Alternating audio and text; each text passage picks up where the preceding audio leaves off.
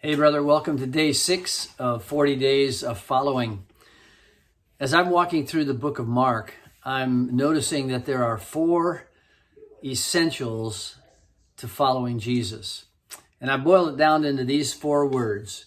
It's to behold him, to be with him, to obey him, and to walk with him. Today I want to emphasize the word behold. And I'm looking at the latter half of the first chapter of Mark, where a lot is happening, and the disciples are beginning to behold who Jesus really is.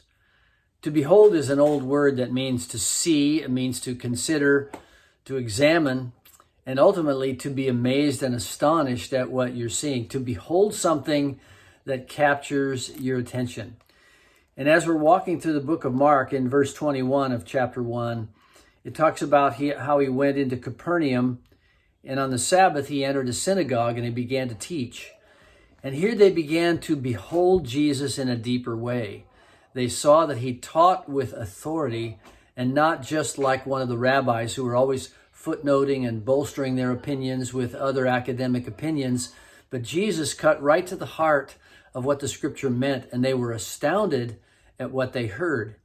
And then they see that he's confronted by a man who has an unclean spirit. And the amazing thing that they beheld there was that the spirit recognized Jesus. How amazing is that this unclean, demonic spirit recognized Jesus and wanted Jesus to get away from him. And Jesus cast out the spirit, and the spirit left with a loud voice.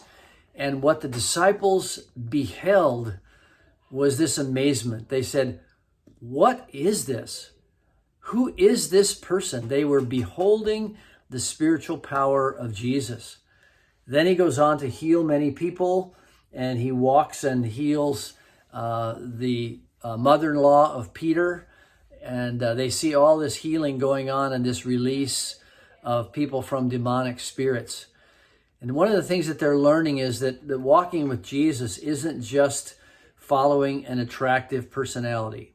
It isn't just being magnetically connected to someone from whom you gain your own sort of vicarious fame.